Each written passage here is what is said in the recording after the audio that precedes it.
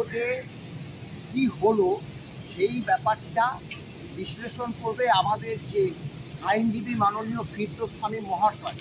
আপনারা মাননীয় ফিরদৌস মহাশয়ের মুখ থেকে আজকের বক্তব্যটা শুনে নিন। আজকে মহামান্য বিচারপতি সঞ্জয় কারোল এবং মহামান্য বিচারপতি প্রশান্ত কুমার মিশ্রের বেঞ্চে আজকে ডিএ মামলাটি ছিল এবং 13 নম্বর আইটেম হিসেবে ছিল, এবং মামলাটি ওঠার পরেই রাজ্য সরকারের পক্ষ থেকে প্রচেষ্টা করা হয় যাতে ম্যাটারটিকে একটু ডিলে করে দেওয়া যায়, কারণ ডিলে ট্যাকটিস ওদের প্রথম থেকেই ছিল। 16ই মের যে নির্দেশ, সেই নির্দেশ পালিত হয়নি বলে আমরা, অর্থাৎ কনফেডারেশন অফ স্টেট গভর্নমেন্ট এমপ্লয়িজদের পক্ষ থেকে মলয়দা আছেন, এখানে শ্যামলদা রয়েছেন, তারা ওই 6 সপ্তাহ পেরিয়ে যাওয়ার সঙ্গে সঙ্গে নোটিশ দিয়ে তারপরে কন্টেম্পট অ্যাপ্লিকেশন করেছিলেন। সেই কন্টেম্পট অ্যাপ্লিকেশনটি আজকে শুনানির জন্য ছিল।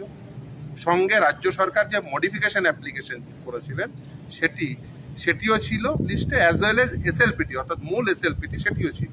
অর্থাৎ 3টে মামলা, একটা এসএলপি, আমাদের করা কন্টেম্পট এবং রাজ্য সরকারের করা যে অ্যাপ্লিকেশন, মডিফিকেশন অ্যাপ্লিকেশন, এই 3টে মামলায় ছিল। কিন্তু রাজ্য সরকারের পক্ষ থেকে আইনজীবীরা তারা বলার চেষ্টা করেন যে আমরা তো আজকে বুঝেছি যে শুধু অ্যাপ্লিকেশনের শুনানি হবে।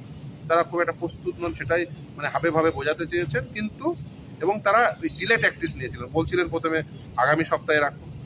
আমরা অপোজ করি, আমরা বলি না, আমাদের এটি দ্রুত শুনানি করতে হবে, এবং সেই জন্য আগামীকাল মামলাটি রেখেছেন। কিন্তু আগামীকাল মহামান্য বিচারপতিদ্বয় বলেছেন ওই 25% এরিয়া ডি এর বিষয় নয়, পুরো মামলাটি শুনে নেবেন, এবং কে কতক্ষণ শুনানি করবেন সেই সময়টিও তিনি জানতে চান। মহামান্য বিচারপতি সঞ্জয় কারোল তিনি জানতে চান, এবং আমাদের পক্ষ থেকে বলা হয় আমরা আধ ঘন্টা নেব সময়, এবং তারা রাজ্য সরকার তারা সময় নেবেন, অন্যান্য যারা কাউন্সিল রয়েছেন তারাও সেই রেসপেক্টিভ টাইম বলেছেন। অর্থাৎ আগামীকাল মূল মামলাটির শুনানি সম্পূর্ণ হয়ে যাবে, অর্থাৎ 100% এরিয়া ডিএই দিতে হবে কিনা আগামীকাল মূলত শুনানি হবে। যে হাইকোর্টের যে নির্দেশ, সেই নির্দেশটি থাকবে নাকি থাকবে না। আমরা আশাবাদী, আমরা 6 বার জিতেছি, আমরা 7মবারেও জিতবো, এবং সেই জন্য 25% এরিয়া ডি এর বিষয় না, একেবারে 100% এরিয়া ডিএ দিতে হবে কিনা। অর্থাৎ যদি রায়টি থাকে কলকাতা হাইকোর্টে, তাহলে 100% এরিয়া ডিএ দিতে হবে। এবং আমরা প্রত্যাশা করি যে নিশ্চিতভাবে ডিএ যে মামলা, সেই মামলায় আমরা যেমন 6 বার জিতেছি, কনফেডারেশনের পক্ষ থেকে আজ প্রায় 10 বছর তারা মামলায় লড়াই করছেন, এই মলয়দা শ্যামলদারা।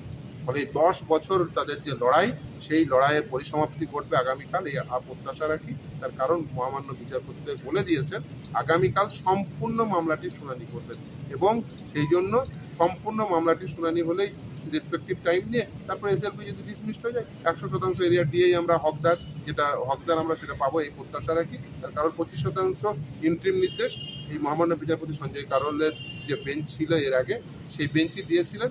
আমরা অত্যন্ত আশাবাদী যে আগামীকাল মামলার শুনানি সম্পূর্ণ হবে, আগামীকাল শুনানি শুরু হলেই সম্পূর্ণ হয়ে যায়। আমরা নিশ্চিতভাবে যে রায় কলকাতা হাইকোর্ট দিয়েছিল, যে রায় ট্রাইব্যুনাল দিয়েছিল, সেই রায় বহাল থাকবে, বলবৎ হবে, এবং সেই ক্ষেত্রে আমরা আমাদের যে হারিয়ে যাওয়া যে ডিএ সেটি ফেরত পাবো। তার কারণ ডিএ এনফোর্সেবল রাইট হিসেবে কলকাতা হাইকোর্ট বলেছেন, অ্যাজ ওয়েল এজ ট্রাইব্যুনাল বলেছেন। ফলে এই যে আইনসঙ্গত ন্যায়সঙ্গত অধিকার, সাংবিধানিক অধিকার, যেটা হাইকোর্টে প্রতিষ্ঠা করতে আমরা সক্ষম হয়েছিলাম, সেটি বহাল থাকবে।